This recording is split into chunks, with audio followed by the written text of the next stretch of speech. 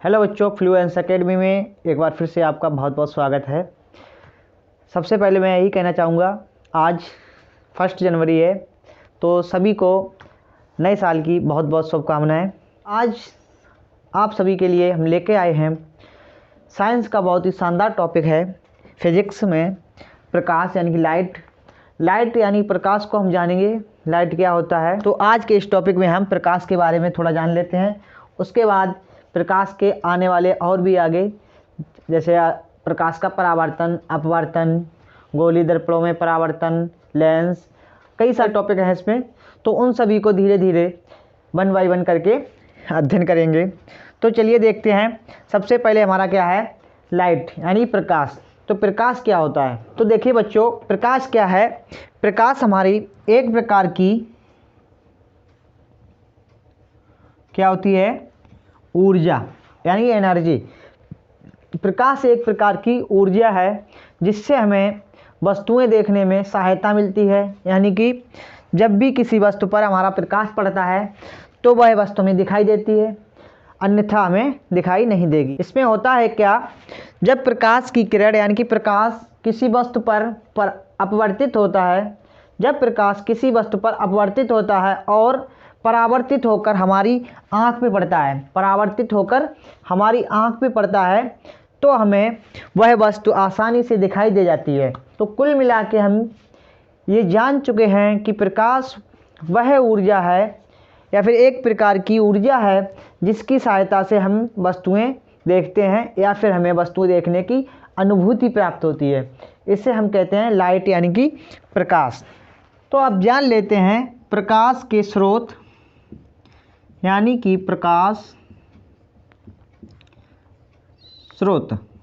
ठीक है, प्रकाश स्रोत को हमारे 2 प्रकार के होते हैं। तो 2 प्रकार के प्रकाश स्रोत होते हैं। कौन कौन से? एक तो हमारे प्राकृतिक स्रोत होते हैं और दूसरे स्रोतों की बात करें तो ये हमारे कृत्रिम स्रोत होते हैं। तो बच्चों इसमें क्या है, प्रकाश स्रोत हमारे 2 प्रकार के होते हैं। एक तो प्राकृतिक स्रोत, दूसरा कृत्रिम स्रोत। प्राकृतिक स्रोत क्या होते हैं, जो हमें प्रकृति ने दिए हैं। प्राकृतिक स्रोत यानी जो हमें प्रकृति से प्राप्त हुए हैं, वो हमारे प्राकृतिक स्रोत होते हैं। इनमें आ जाते हैं जैसे सूर्य, तारे। ये क्या है, ये हमारे प्राकृतिक स्रोत हैं, सूर्य, तारे। ठीक है, सूर्य और तारे ये कैसे हैं, हमारे प्राकृतिक स्रोत। इनमें अपना खुद का स्वयं का प्रकाश भी होता है और ये प्रकृति ने दिया है। तो ये हमारे कैसे होते हैं, सूर्य और तारे अपने प्राकृतिक स्रोत हैं। और कृत्रिम स्रोत किसे कहते हैं? तो कृत्रिम का मतलब क्या होता है, जिसे हम मानव ने निर्मित किया है, यानी कि जिसको हम मानव ने बनाया है, यानी मनुष्य के द्वारा बनाया गया है। तो उन स्रोतों को क्या कहते हैं, कृत्रिम स्रोत। जैसे हम इसमें कह सकते हैं मोमबत्ती कह सकते हैं, या फिर विद्युत बल्ब जो होता है, बल्ब आदि हमारे क्या होते हैं, ये कृत्रिम स्रोत हैं। ये प्रकाश के हमारे कृत्रिम स्रोत हैं, क्योंकि इन्हें क्या है, मनुष्य द्वारा बनाया गया है और ये प्रकृति द्वारा हमें प्राप्त। तो ये हमारे प्राकृतिक स्रोत हैं और ये कृत्रिम स्रोत। अब आगे बढ़ते हैं। अब इन्हीं स्रोतों में हम एक चीज़ और देख लेते हैं, दीप्त और अदीप्त। तो देखिए, दीप्त और अदीप्त क्या होते हैं। प्रकाश स्रोत में दीप्त प्रकाश स्रोत और अदीप्त प्रकाश स्रोत। तो देखिए बच्चों, दीप्त प्रकाश स्रोत क्या होते हैं। दीप्त प्रकाश स्रोत वे स्रोत होते हैं जिनका अपना खुद का स्वयं का प्रकाश होता है, जिनमें अपना स्वयं का प्रकाश होता है। और अदीप्त प्रकाश स्रोत वे होते हैं जो दूसरे के प्रकाश से चमकते हैं। तो देखिए, दीप्त प्रकाश स्रोत में क्या होता है, इधर लिख दे रहे हैं। दीप्त प्रकाश स्रोत में हमारा सूर्य है, तारे हैं और बल्ब भी हमारा दीप्त प्रकाश स्रोत में आता है। क्योंकि बल्ब भी क्या होता है, बल्ब भी अपने स्वयं के प्रकाश से चमकता है।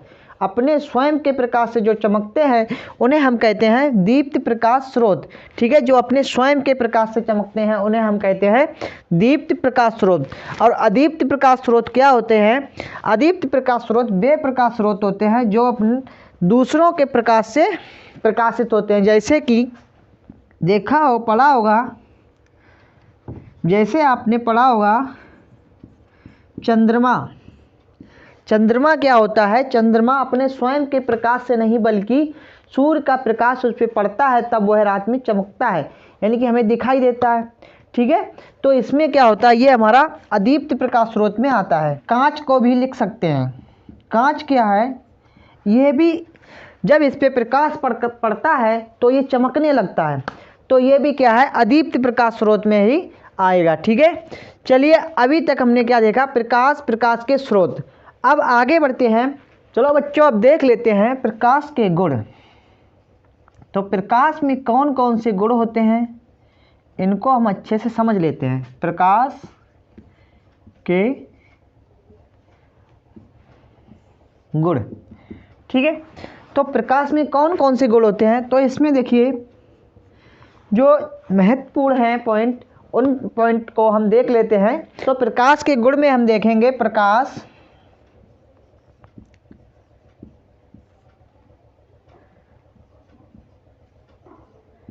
एक, तो प्रकाश के गुण में हमारा क्या आएगा, प्रकाश एक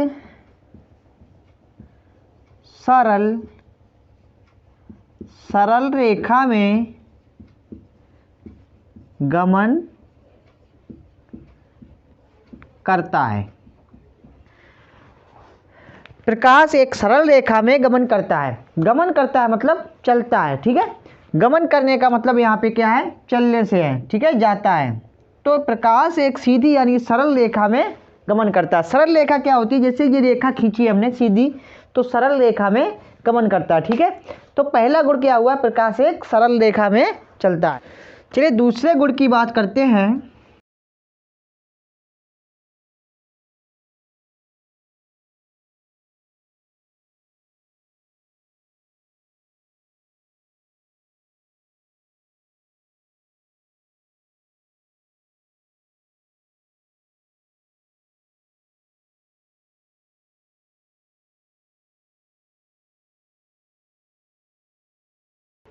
ठीक है, प्रकाश के संचरण के लिए किसी माध्यम की जरूरत यानी आवश्यकता नहीं होती है। प्रकाश को चलने के लिए किसी भी माध्यम की आवश्यकता नहीं होती है और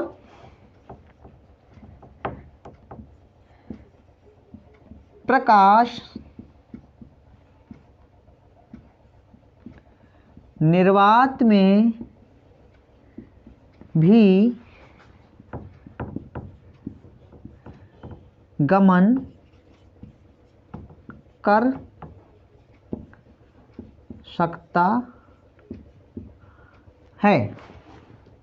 तो इसमें हमने क्या देखा, प्रकाश के संचरण के लिए, संचरण यानी कि प्रकाश को चलने के लिए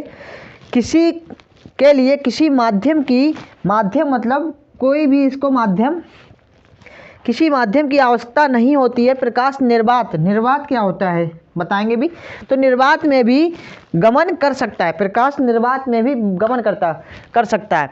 तो निर्वात का मतलब ये होता है जहाँ कोई भी माध्यम ना हो, यानी कि वायु भी ना हो। ठीक है, वायु भी एक माध्यम होता है। वायु भी अगर ना हो तो उस माध्यम को हम निर्वात कहते हैं। जैसे कि अंतरिक्ष में कोई भी माध्यम नहीं होता है, वहाँ पे क्या होता है, निर्वात। तो वहाँ से अभी देखा प्रकाश हमारा चलते हुए जमीन तक आ जाता है। तो इसका मतलब क्या है, प्रकाश को किसी भी माध्यम की ज़रूरत नहीं होती है, प्रकाश निर्वात में भी गमन कर सकता है। तो अगले पॉइंट की ओर बढ़ते हैं। नंबर 3 देखते हैं क्या है।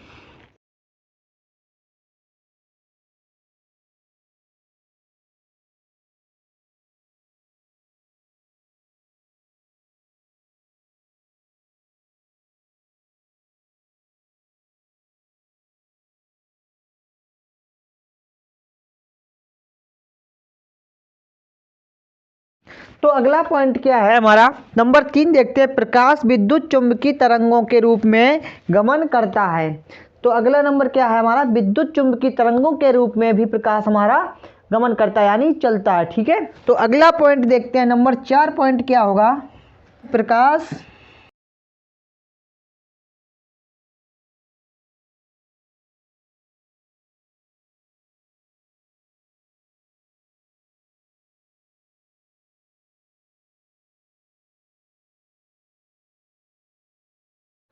तो अगला पॉइंट देखिए, नंबर 4 क्या कह रहा है हमारा, प्रकाश की निर्वात में चाल 3 × 10⁸ मीटर पर सेकंड होती है।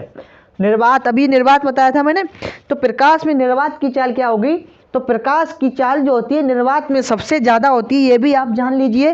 प्रकाश की चाल निर्वात में सबसे अधिक होती है, क्योंकि जब प्रकाश आता है निर्वात कोई माध्यम नहीं होता है वहाँ पे, तो उस माध्यम में क्या होता है, कोई माध्यम नहीं होता, यानी निर्वात में प्रकाश की चाल सबसे अधिक होती है। और वो चाल कितनी होती है, प्रकाश में निर्वात की चाल 3 × 10⁸ मीटर पर सेकंड होती है।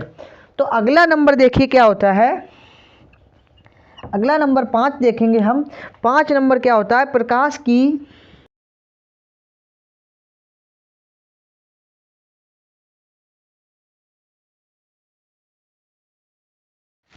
तो अगला पॉइंट हमारा क्या है, प्रकाश की तरंग दैर्घ्य 4000 एंगस्ट्रॉम से 8000 एंगस्ट्रॉम तक होती है। तो ठीक है बच्चों, ये कुछ महत्वपूर्ण पॉइंट थे हमारे प्रकाश के।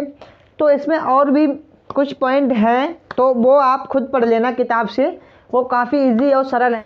चलिए बच्चों, अब इसके आगे हम देखेंगे प्रकाशिक माध्यम, यानी कि माध्यम का मतलब है किस किस माध्यम से प्रकाश गुजरता है, किससे नहीं गुजरता है, या फिर किससे कम गुजरता है, किससे ज़्यादा गुजरता है।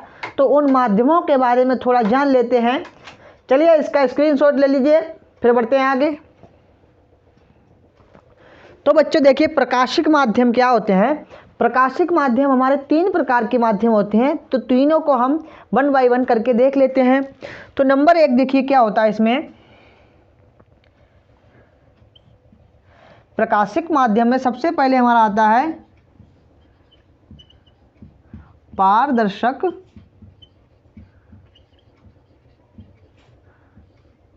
माध्यम। ठीक है, दूसरे नंबर पे हमारा आता है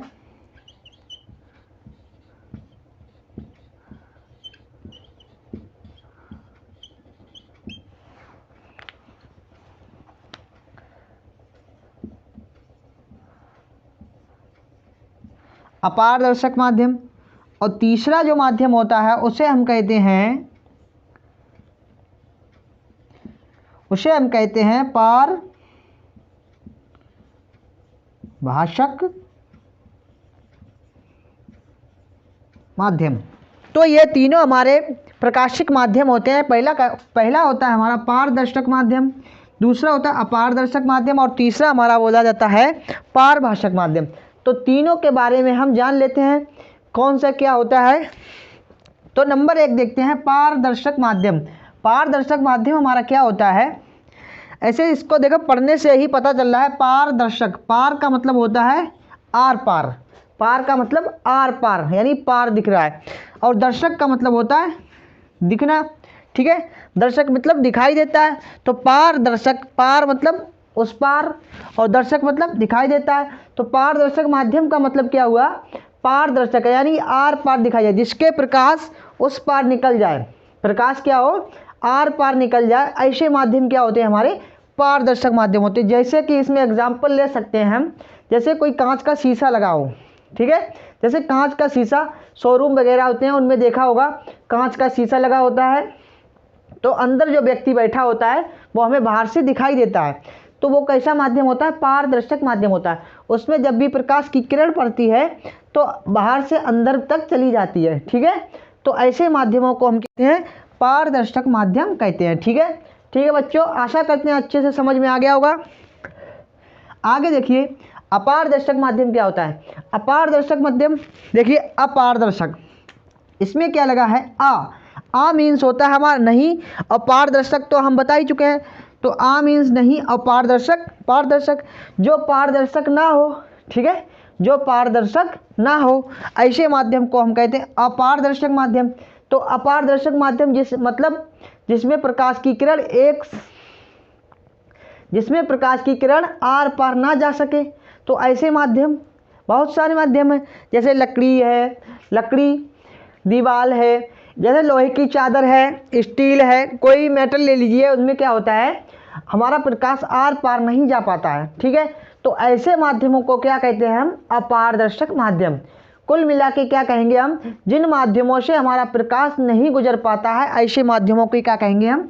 अपारदर्शक माध्यम कहते हैं। अब तीसरे नंबर पे आता है हमारा पारभाषक माध्यम। पारभाषक माध्यम, ठीक है, इसका मतलब क्या होता है? देखिए इसमें थोड़ा ध्यान दीजिए, पारभाषक माध्यम क्या होता है? ठीक है, इसमें क्या है? पारभाषक, पार तो जाएगा, प्रकाश पार तो जाएगा, लेकिन इसका बहुत ही आंशिक यानी थोड़ा रूप, यानी प्रकाश का बहुत ही थोड़ा अंश जाएगा। इसको क्या कहते हैं हम? पारभाषक माध्यम कहते हैं। एग्जाम्पल के तौर पे ले लीजिए, जैसे कि कोई गंदा जल है, गंदा पानी, तो गंदे पानी में जब प्रकाश की किरण जाती है तो ज़्यादा दूर तक नहीं जा पाती है। ठीक है, तो प्रकाश की किरण क्या होती है, उसमें जाती है, एंटर करती है, तो बहुत थोड़ा प्रकाश, ऊपर से जितना आ रहा था उसका बहुत कम भाग क्या होता है? एंटर करता है, अंदर जाता है। तो ऐसे माध्यम में क्या होता है?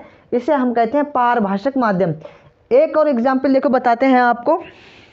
जैसे कि कोई कांच ले लीजिए, उसको क्या घिस दीजिए, घिसने के बाद क्या हो जाता है? देखा होगा कोई कांच जब घिस जाता है तो बहुत ज़्यादा भद्दा पड़ जाता है। ठीक है, तो उसमें क्या होता है, जब प्रकाश की किरण हमारी पड़ेगी तो क्या होगा? प्रकाश उसमें एंटर तो करेगा, लेकिन बहुत थोड़ा उस पार जाएगा। उस पार कितना जाएगा? बहुत कम, यानी उसका आंशिक भाग ही पहुंच पाता है आर पार। तो ऐसे माध्यम को हम पारभाषक माध्यम कहते हैं।